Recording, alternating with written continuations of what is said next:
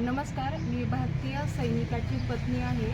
तर मी काही दिवसांपूर्वी नगरपालिकेमध्ये आधार कार्डवरील पत्ते बदलवण्यासाठी फॉर्म आणि त्याच्यासोबत झेरॉक्स दिले होते आधार कार्डचे.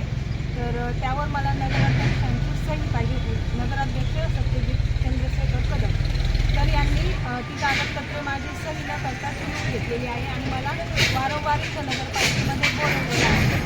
तर मला इथे नगरपालिकेमध्ये आज देतो असं म्हणून दुपारपर्यंत नगरपालिकेमध्ये ठेवण्यात आलं आणि मला अक्षरशः उत्तरं दिलेली त्यांनी की तुझे कागदपत्र दुसऱ्या विभागाच्या फाईलमध्ये गेले असतील, मी सह्या करून ठेवलेल्या असतील, इथेच असतील. कर्मचारी त्या बाबतीत म्हणते की आम्हाला त्याबद्दल काही माहिती नाही आहे आणि नगराध्यक्षांनी अक्षरशः माझ्यासोबत मानसिक छळ करण्याचा प्रयत्न केलेला आहे माझा.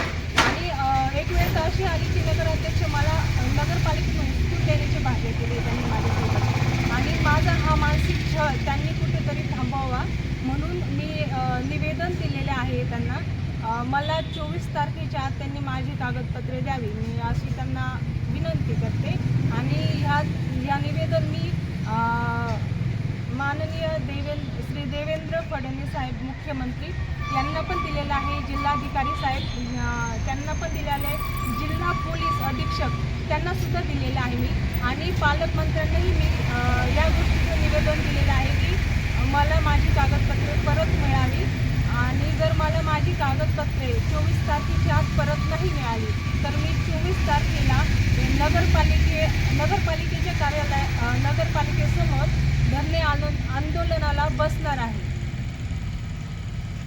महाराष्ट्र राज्याच्या अहिल्यानगर जिल्ह्यातील राहुरी तालुक्यात असलेल्या देवळाली प्रवरा नगरपालिकेच्या नगराध्यक्षांनी एका भारतीय सैन्यात आत्ता सध्या रुजू असलेल्या दीपक वसंतराव कदम यांच्या विद्य पत्नी पूनम दीपक कदम यांचा मानसिक छळ या ठिकाणी सुरू केलेला असल्याबाबत त्यांनी त्यांच्या लेखी निवेदनामध्ये या ठिकाणी आज नगरपालिकेला कळविलेलं आहे, मुख्यमंत्री महोदयांना कळविलेलं आहे, पालकमंत्र्यांना कळविलेलं आहे आणि जिल्हाधिकारी आणि जिल्हा पोलीस अधीक्षकांसह आमदार साहेबांना त्यांनी या निवेदनाच्या प्रती दिलेल्या आहेत. आणि त्यांच्या या मानसिक छळ थांबविण्यासाठी त्यांची विनंती आहे नगराध्यक्षांना की कृपया त्यांची जी काही ते कागदपत्र त्यांनी सही करण्यासाठी ठेवून घेतलेले आहेत ते त्यांनी 24 तारखेपर्यंत परत करायचे आहे आणि 24 तारखेपर्यंत जर त्यांचे कागदपत्र त्यांना मिळाले नाही तर नगराध्यक्षांच्या दालनामध्ये त्या बेमुदत धरणे आंदोलनाला या ठिकाणी बसणार आहेत.